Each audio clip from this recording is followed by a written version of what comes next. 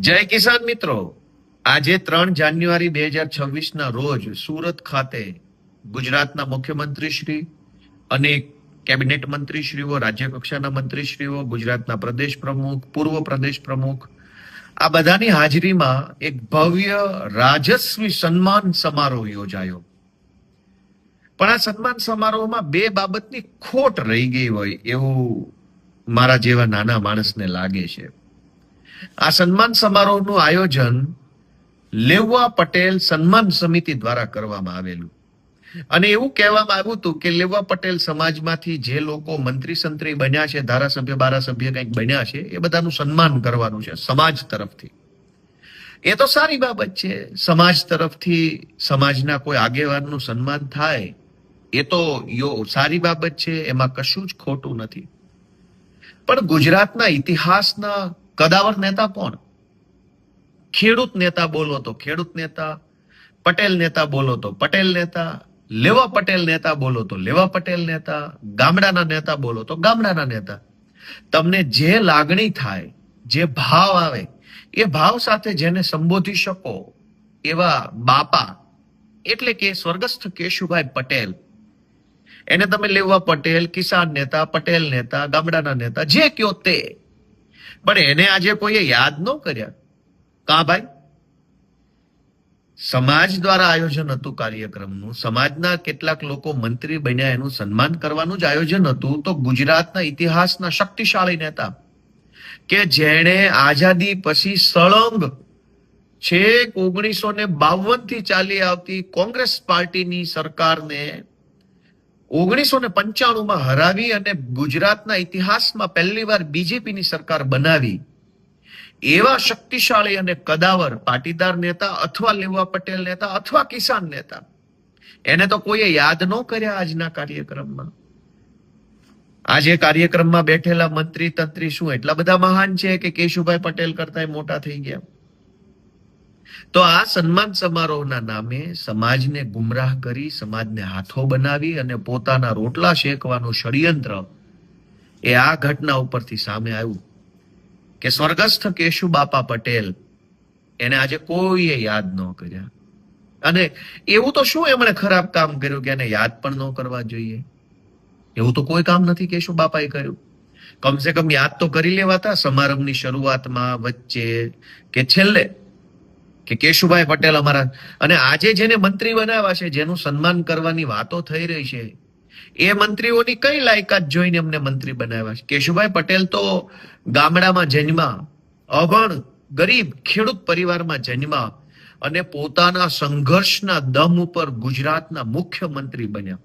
અને એ રીતે કોંગ્રેસ પાર્ટીનો દબદબો હતો જે દિવસે આખા દેશમાં. એ જમાનામાં કેશુભાઈમાં તો એ આવડત હતી, છતાંય કેશુભાઈનું નામ લેતા શરમ લાગે છે. અને ખાલી ભાજપમાં કે મોદી સાહેબના પગલુછણિયા બનીને ફરો અને તમને કોઈ પણ પ્રકારનો હોદ્દો ભાજપમાં મળી જાય, એમાં શું સન્માન કરવાનું? એમાં ક્યાં આવડત આવી? એમાં ક્યાં જ્ઞાન આવ્યું? એમાં ક્યાં અનુભવ આવ્યો? એમાં ક્યાં કોઈ મોટી 30 માર ખા વાળી વાત આવી? ભાજપમાં તો પ્રેક્ટિસ છે, કોંગ્રેસમાંથી આવેલા નહીં મંત્રી બનાવી દે છે, કોઈ પણ ને કંઈ પણ બનાવી દે છે, આવડત હોય કે ના હોય. તેમાં સન્માન ફન્માન શું? પણ સન્માન જ્યારે સમાજના આગેવાનોનું થતું હોય ત્યારે સમાજના સૌથી શક્તિશાળી કદાવર નેતાને યાદ તો કરવા જોઈએ કમસે કમ. એક તો આ બાબતની ખોટ રહી ગઈ. બીજું કે CR પાટીલ જળ શક્તિ મંત્રી બન્યા છે.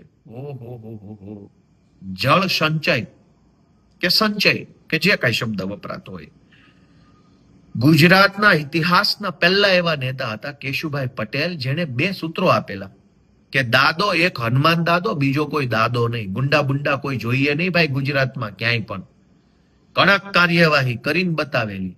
અને બીજું સૂત્ર કેશુભાઈ પટેલનું હતું કે વરસાદનું પાણી રોકો.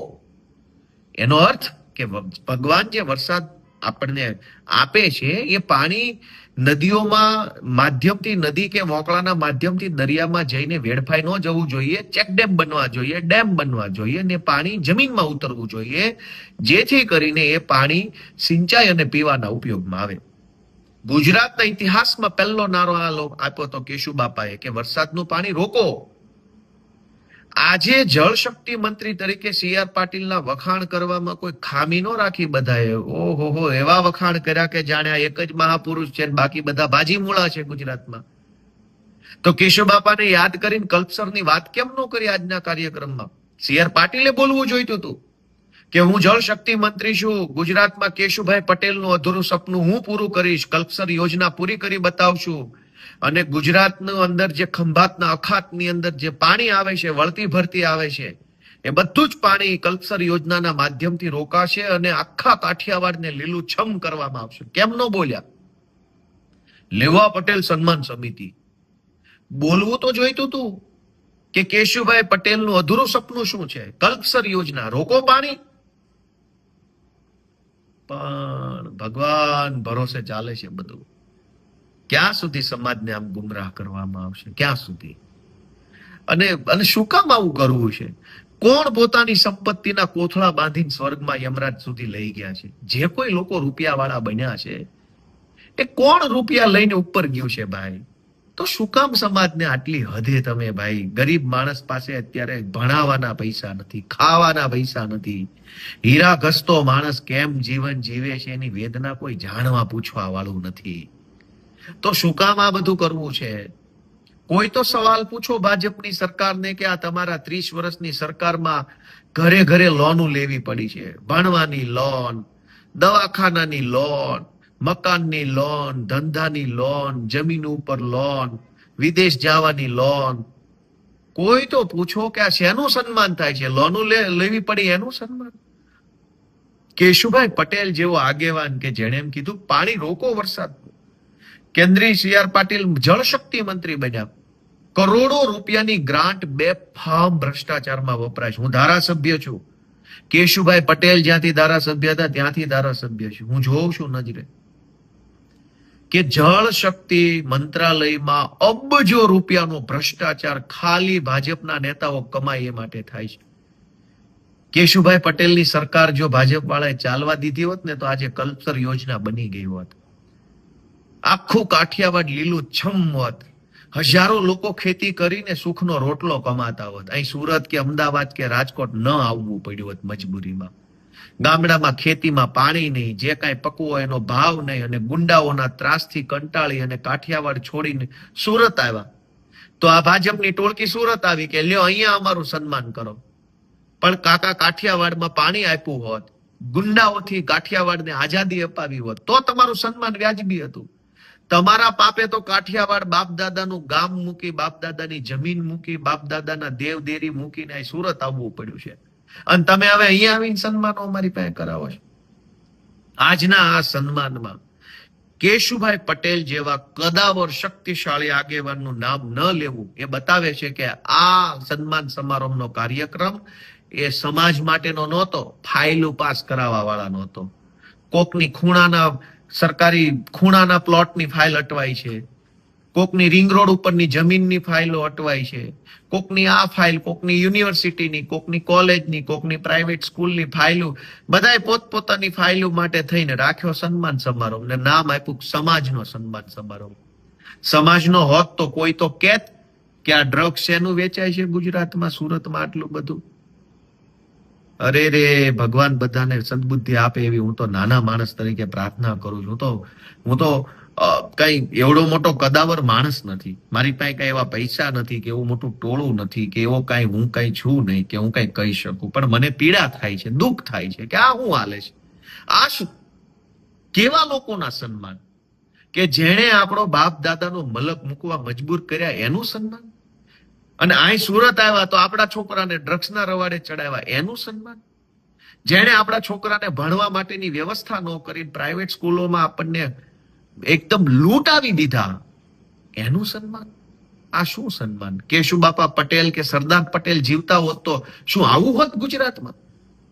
સરદાર પટેલના ફોટા મૂકીને કાર્યક્રમ કરો છો, પણ સરદાર પટેલ જીવતા હોત તો પ્રાઇવેટ સ્કૂલો હોત કે સરકારી સ્કૂલો હોત?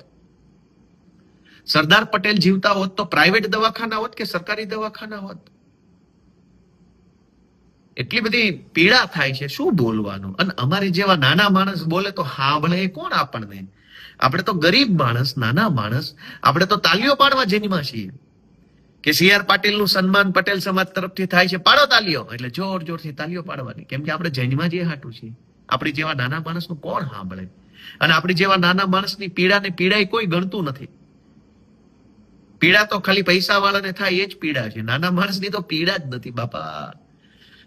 આજના કાર્યક્રમમાં કેશુભાઈ પટેલને યાદ નથી કરવામાં આવ્યા અને કલ્પસર યોજનાને યાદ નથી કરવામાં આવ્યા. એટલે મને એવું લાગે છે કે આજનો કાર્યક્રમ છે એ કોઈ સમાજ બમાજ માટે નથી, ફાઇલું વાળા માટે હશે. ભગવાન એની ફાઇલું ક્લિયર કરે, એને વધુ રૂપિયા વાળા બનાવે. હું તો 1000 હાથ વાળાને એવી પ્રાર્થના કરું કે આ રૂપિયા વાળાને એવી શક્તિ આપે કે એના રૂપિયા લઈને સ્વર્ગ સુધી જઈ શકવા જોઈએ.